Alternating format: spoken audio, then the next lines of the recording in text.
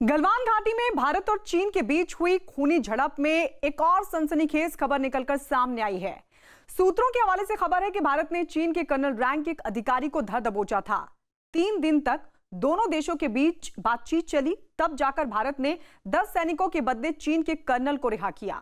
इस खास पेशकश में हम आपको भारत के शूरवीरों की वही कहानी दिखाने जा रहे हैं जिसने साहस और शौर्य की मिसाल पेश की।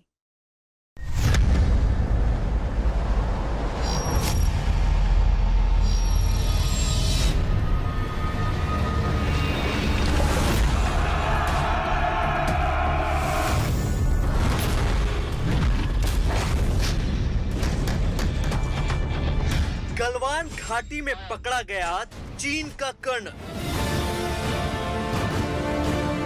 10 भारतीय सैनिकों के बदले चीन के कर्नल की रिहाई।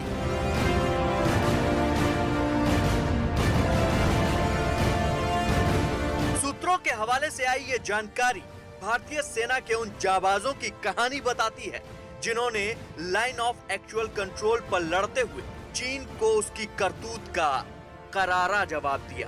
सूत्र बताते हैं कि दोनों देशों के बीच 3 दिन तक चली बैठक के बाद चीन के कर्नल को तभी रिहा किया गया जब चीन ने 10 भारतीय सैनिकों को रिहा किया।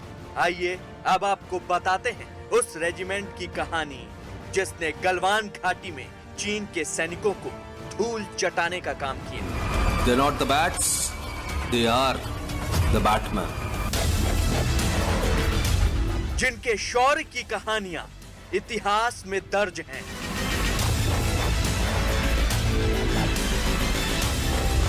जिनके बाहुबल की दास्तान दशकों से सुनी और सुनाई जाती है।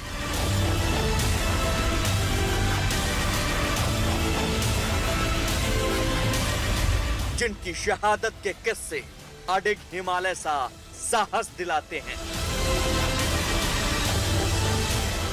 दर्द था, अब दर्द नहीं। भाई मेरा मरा नहीं है, भाई मेरा जिंदा है। जिनकी जिंदगी का मकसद कर्म ही धर्म है।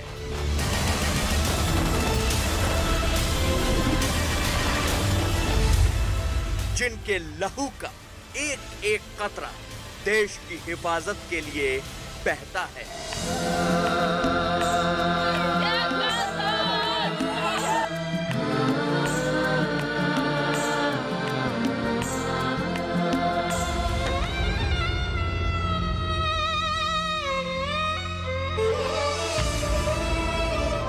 कहानी उस बिहार रेजिमेंट की है जिसने गलवान घाटी में चीन के गुनाहों का एक बार फिर मुंहतोड़ जवाब दिया है।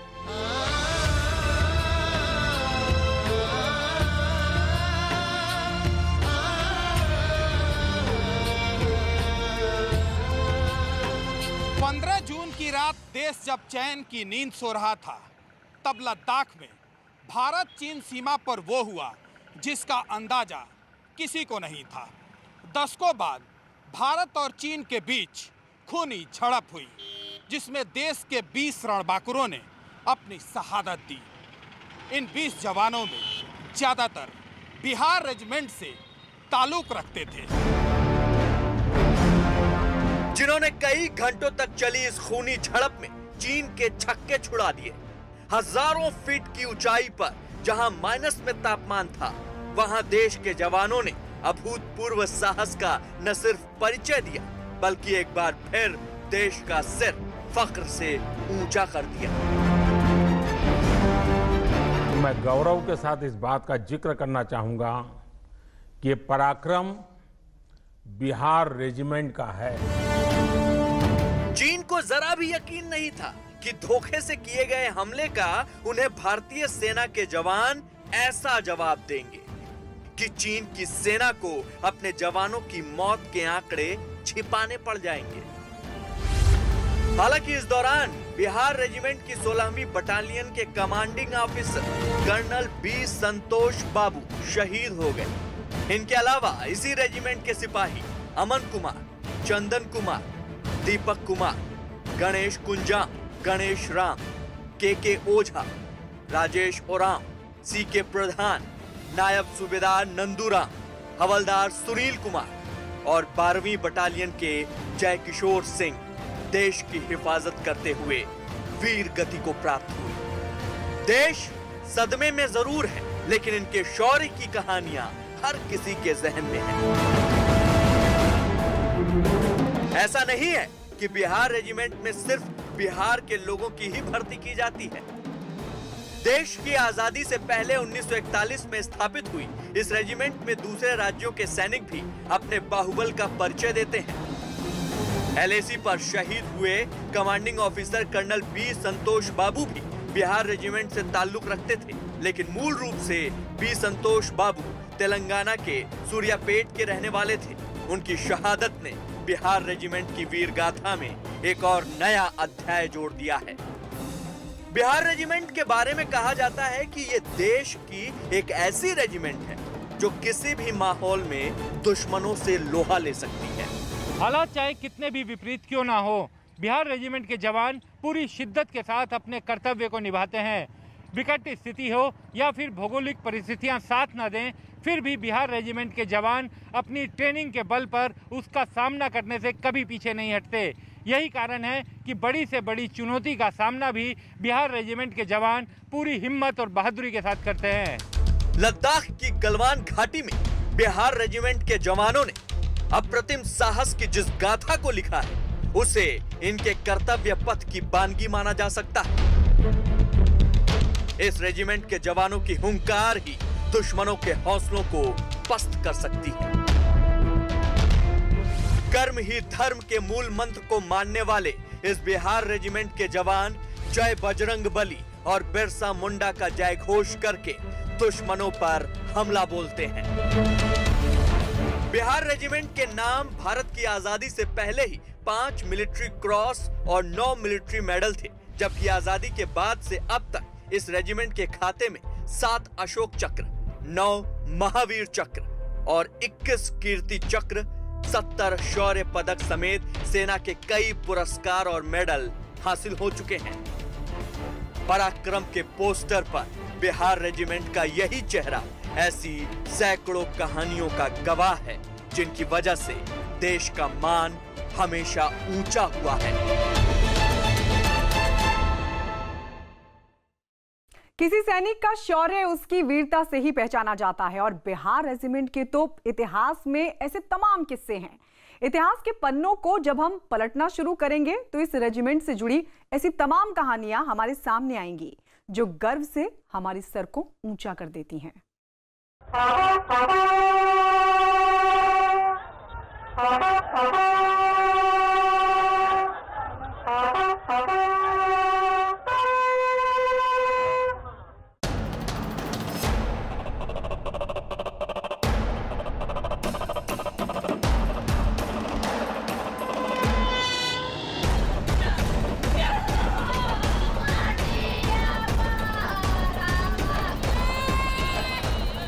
कर्म को ही धर्म मानने वाली बिहार रेजिमेंट।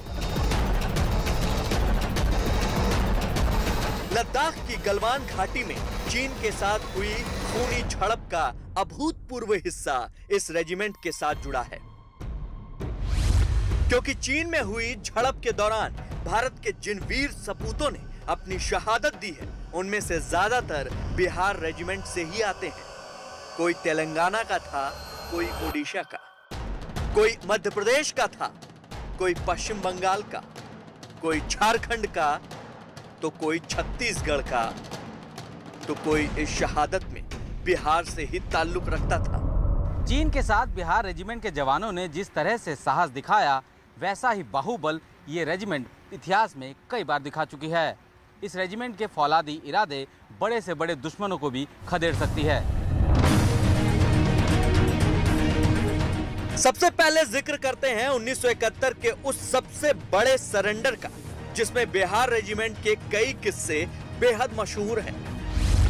बताया जाता है कि गोलियां कम पड़ने की वजह से इस रेजिमेंट के सैनिकों ने दुश्मनों को संगीनों से ही ठिकाने लगा दिया था। 1971 की उस ऐतिहासिक जंग में पाकिस्तान के 96,000 सैनिकों ने बिहार रेजिमेंट के जाबाजों के आगे घुटने टेक दिए थे। इस आत्मसमर्पण को दुनिया में लड़े गए अब तक के सभी युद्धों में रिकॉर्ड माना जाता है। 1971 के युद्ध में बिहार रेजिमेंट के जवानों ने अतुल्य साहस का परिचय दिया। ठीक इसी तरह जंग के इतिहास को जब देश में खंगाला जाता है, तब बिहार रेजिमेंट की करगिल वॉर से जुड़ी कहानी भी लोगों के सामने आती है। जुलाई 1999 में बटालिक सेक्टर के पॉइंट 4268 और जुबर्रिज पर पाकिस्तानी घुसपैठियों के कब्जे की कोशिश को बिहार रेजिमेंट के जवानों ने ही नाकाम किया था। कारगिल युद्ध में शहीद हुए कैप्टन गुरजिंदर सिंह सूरी को महावीर चक्र और शहीद मेजर मरियप्पन सरावनन को वीर चक्र से नवाजा गया था। पटना के गांधी मैदान के पास करगिल चौक पर इस रेजिमेंट से जुड़े 18 जाबाजों की याद में स्मारक भी बनाया गया है।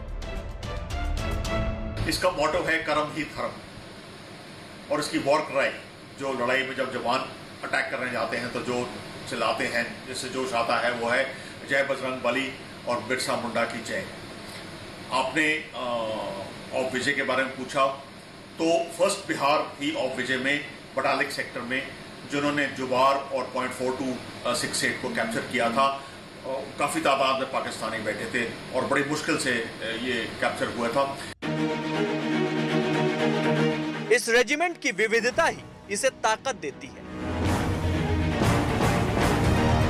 अलग अलग संस्कृतियों और अलग अलग राज्यों के लोग जब बिहार रेजिमेंट का हिस्सा बनते हैं तो जंग के किसी भी मैदान में वो वीरता के नए आयाम गढ़ते हैं। 26 नवंबर 2008 को मुंबई पर हुए आतंकी हमले में भी इस रेजिमेंट से जुड़े जवानों की अहम भूमिका थी। इन आतंकी हमलों में शहीद हुए मेजर संदीप उन्नीकृष्णन बिहार रेजिमेंट के ही थे। विशेष मिशन के लिए मेजर संदीप उन्नीकृष्णन को एनएसजी में भेजा गया था। बतौर एनएसजी के major Sandeep Unnikrishnan operation black tornado में शहीद हुए थे। इतना ही नहीं, वीर बिहारी नाम से पुकारी जाने वाली इस रेजिमेंट ने संयुक्त राष्ट्र के शांति ऑपरेशन के तहत सोमालिया और कांगो में भी भारत की तरफ से अपनी भूमिका निभाई है। मुसीबतों का पहाड़ चाहे कितना ही ऊंचा क्यों ना हो, शौर्य, साहस और बलिदान के मंत्र को मानने वाली बिहार रेजिमेंट के इन जवानों का हौसला हर चुनौती को चित कर सकता है। लद्दाख की गलवान घाटी में चीन को जो सबक इन जाबाजों ने सिखाया है, वो इनके इरादों की साफ तस्दीक करता है।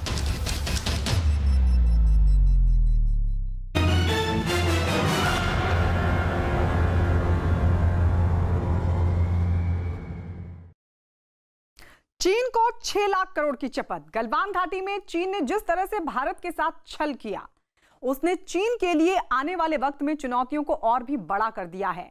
भारत अब सबसे बड़ी चोट चीन के उस बाजार पर पहुंचा रहा है जिसका चीन खुद को मसीहा समझता है। चाइना का बहिष्कार करो।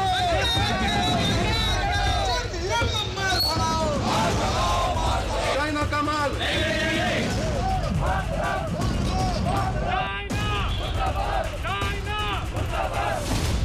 भारत में चीन के विरोध की मशाल।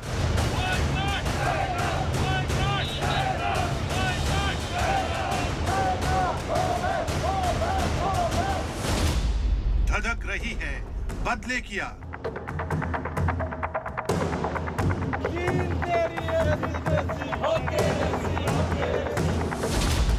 बाजार में चीन को चित करेगा भारत।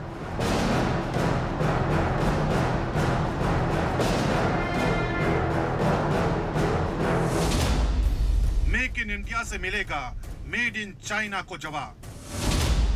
अगर हमारे गांव आत्मनिर्भर होते, हमारे कस्बे, हमारे जिले, हमारे राज्य आत्मनिर्भर होते, तो अनेक समस्याओं ने वो रूप नहीं लिया होता जिस रूप में वो आज हमारे सामने खड़ी है। लेकिन अंधेरे से रोशनी की ओर बढ़ना मानव स्वभाव है। हर तरफ चीन विरोधी नारों का शोर है। चाइना का बहिष्कार करो।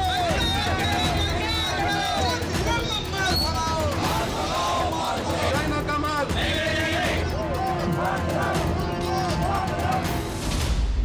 हर तरफ चीन के सामानों को आग के हवाले किया जा रहा है।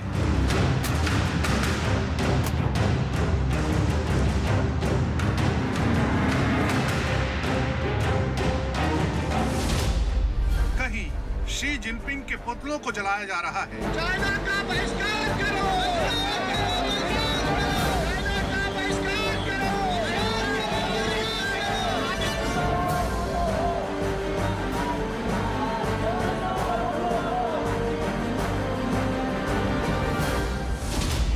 कहीं आक्रोश की ज्वाला में चीन से भारत तक पहुंचा बेशकीमती सामान खाक हो रहा है।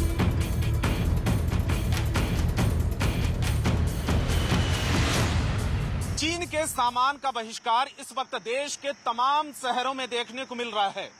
लोग घरों में रखे चीनी सामानों को तोड़ रहे हैं, उन्हें आग के हवाले कर रहे हैं। ये सब कुछ तब और तेज हो गया जब दुनिया को कोरोना के संकट में डालने वाले चीन ने धोखा देकर गलवान घाटी में भारत के सैनिकों पर हमला कर दिया। कोरोना काल में चीन की भूमिका पहले ही संदिग्ध रही है। चीन को लेकर अमेरिका समेत दुनिया के तमाम देशों में गुस्सा सातवें आसमान पर है। उस पर गलवान घाटी में चीन ने जिस तरह की हिमाकत की, उसने भारत में चीन के विरोध की चिंगारी को इस कदर हवा दी है कि 135 करोड़ की आबादी वाले देश भारत का गुस्सा फूट पड़ा। जगह जगह चीन के खिलाफ सुर बुलंद हो रहे हैं। चीन बॉयकॉट के नारे लग रहे हैं।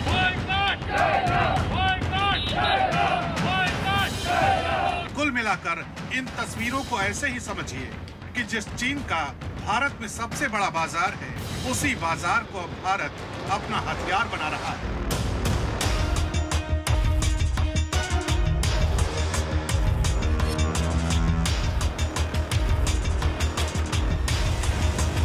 चीन के लिए भारत एक बहुत बड़े बाजार के रूप में उभरा है। दोनों देशों की आबादी भी बड़ी है। चीन की कंपनियों के सस्ते प्रोडक्ट भारत में इस कदर जमे हुए हैं कि उन्हें उखाड़ पाना भी किसी चुनौती से कम नहीं है। हिंदुस्तान की जो मेजर इंडस्ट्रियल आइटम्स का जो इंपोर्ट है वो चाइना के साथ है। जितनी भी बेसिकली आप देखें ड्रग्स के अंदर, मेजर ड्रग्स के अंदर एपीआई है, वो चाइना से हमारा 80% का इंपोर्ट होता है। आयरन एंड स्टील के जो मशीनरी प्रोडक्ट्स हैं वो चाइना से इंपोर्ट करते हैं। तो अगर हम एकदम से इंपोर्ट्स को रोकते हैं तो एकदम से हमारी जो इंडस्ट्री है वो स्टैंड स्टिल पे आ सकती है। हमें इसके लिए ज़रूरी है कि अल्टरनेट सोर्सेज को तैयार करें। हिंदुस्तान की जो आत्मनिर्भर की पॉलिसी गवर्नमेंट लाई हुई है वो बहुत बढ़िया पॉलिसी है, लेकिन उसे इम्प्लीमेंट होने में थोड़ा समय लगेगा। मौजूदा वक्त में चीनी कंपनियों का भारत में अच्छा खासा निवेश भी है, लेकिन गलवान की घटना के बाद से बहुत कुछ बदलने लगा है। दावा किया जा रहा है कि चीनी कंपनियों को भारत सरकार से या प्राइवेट सेक्टर से फिलहाल कोई कॉन्ट्रैक्ट नहीं मिलने जा रहा है। इतना ही नहीं, चीन की कंपनी के भारत की 5G मार्केट में उतरने की संभावनाएं भी अब बेहद कम हो चुकी हैं। देश के प्रधानमंत्री ने लोकल फॉर वोकल का जो मंत्र देश को दिया है, वो चीन के बहिष्कार की इस घड़ी में किसी ब्रह्मवाक्य से कम नहीं है। कोरोना संकट ने हमें local manufacturing, local market, local supply chain, इसका भी महत्व बराबर समझा दिया है। संकट के समय में लोकल ने ही हमारी डिमांड पूरी की है। आज से हर भारतवासी को अपने लोकल के लिए वोकल बनना है। भारत में चीन के व्यापार की जड़ें बहुत गहरी हैं। छोटी छोटी चीजों से लेकर बड़ी बड़ी मशीनरी तक हमारा देश चीन पर निर्भर है, लेकिन इसी निर्भरता को खत्म करने के लिए अब देश ने अपने कदम आगे बढ़ा दिए। जरा गौर कीजिएगा, जो स्मार्टफोन अब हमारी रोजमर्रा की जरूरत का हिस्सा बन चुका है, उसका देश में बाजार 2 लाख करोड़ का है।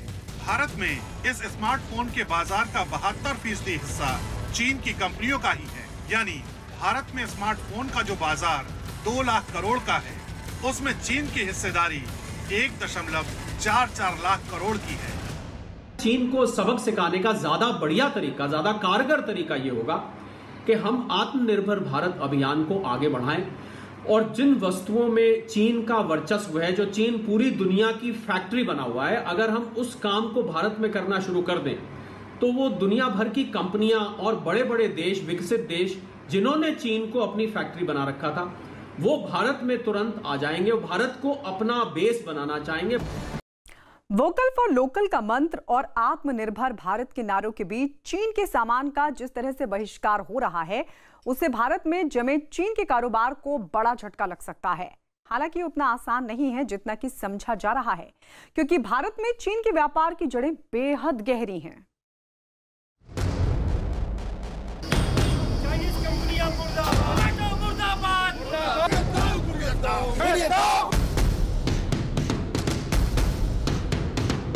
चीन के खिलाफ उठी बहिष्कार की आवाजें चीन के लिए किसी बहुत बड़े झटके से कम नहीं है। बेशक इस बहिष्कार से भी चीन मुनाफा कमा चुका है, लेकिन आने वाली घड़ी चीन के लिए मुसीबतों का पहाड़ चढ़ने से कम नहीं है।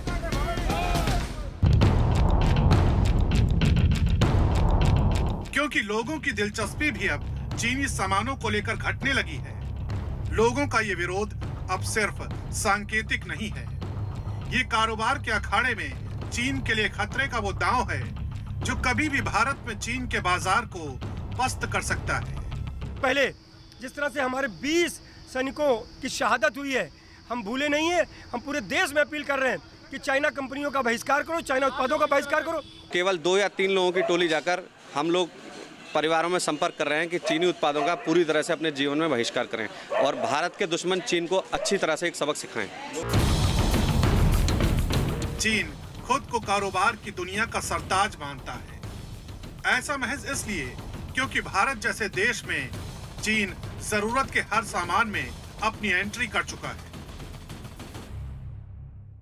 Smartphone, telecom, home appliances, television का मार्केट, आप जहां भी नजर डालेंगे किसी न किसी रूप में चीन का सामान नजर ही आ जाएगा।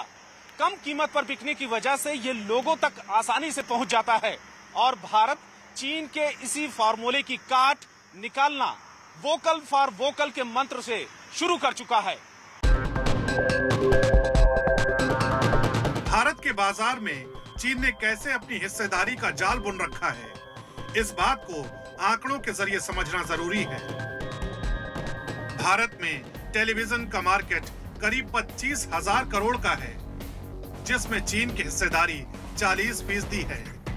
होम अप्लायंसेस यानी घरेलू उपकरणों में भारत का बाजार करीब 50,000 करोड़ का है, जिसमें चीन की हिस्सेदारी 10 से 12% की है।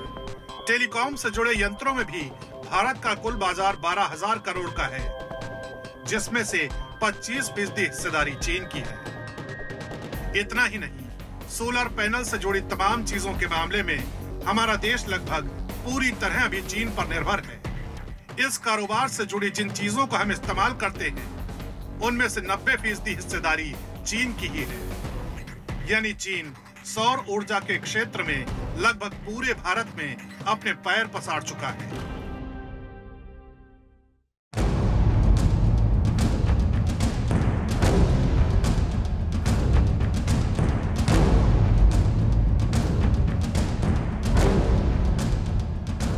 इतना ही नहीं, इंफ्रास्ट्रक्चर से जुड़ी चीजें हों या फिर यातायात से जुड़ी कोई भी चीज, आप बाजार में जहां तक नजर डालेंगे वहां चीन की हिस्सेदारी साफ नजर आएगी। ऑटो कंपोनेंट में चीन की हिस्सेदारी 26% है।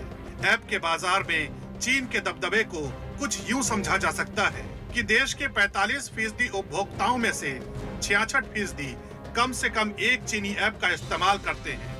इस डील के बाजार में चीन की हिस्सेदारी 18 से 20% की है। फार्मा के बाजार में भी चीन का अच्छा खासा दखल है। यहाँ चीन की हिस्सेदारी करीब 60% है।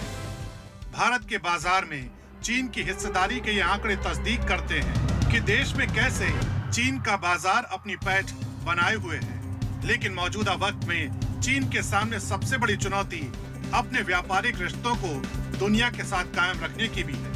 आज चाइना के अपने जितने भी नेबर्स हैं, उन नेबर्स के साथ उसने कहीं ना कहीं कोई ना कोई झगड़ा, फसाद, अपना लैंड डिस्प्यूट सब जगह अराइज हो रखे हैं और उसने जो है जगह जगह जो है मिलिट्री पावर के थ्रू उनको सप्रेस करने की कोशिश करता है। चाइना को हर सूरत के अंदर इन पॉलिसी से बैक ट्रैक करना पड़ेगा। लेकिन भारत के सामने चुनौती इस बात की भी है कि वो भारत के बाजार से चीन का दखल कम करने के लिए लोगों को न सिर्फ टिकाऊ चीजें मुहैया कराए बल्कि उनकी कीमत भी चीन के प्रोडक्ट के बराबर हो, क्योंकि अमूमन भारत में जिन चीजों की कीमत 10 रुपए होती है वहीं चीनी सामान की कीमत 5 से 6 रुपए होती है। भारत को अब यही दुगने दामों का फासला दूर करना है। अगर भारत को चीन के बराबर आना है और चीन को पछाड़ना है तो भारत को भी दुनिया की फैक्ट्री बनना पड़ेगा और भारत में पूरी सक्षमता है ये करने की। भारत के जो डेमोग्राफिक डिविडेंड्स है वो चीन से भी कुछ हद तक बढ़ के हैं। यद्यपि भारत की आबादी चीन से थोड़ी कम है पर भारत में 35 साल से कम उम्र के 65% लोग हैं, जो ये बताता है कि भारत एक युवा देश है और इस युवा देश होने का भारत पूर्णतया फायदा उठा के चीन को आर्थिक दृष्टि से पछाड़ सकता है। इसके अलावा भारत को ये भी सोचना होगा कि किन देशों के साथ अपने व्यापारिक रिश्ते बढ़ाकर वो चीन को कूटनीतिक तौर पर मात दे सकता है। भारत को वो प्रोडक्ट्स जिसमें कि electronic, pharmaceutical, chemical, plastic, toys, textiles बहुत बड़ी फहरिस्त है।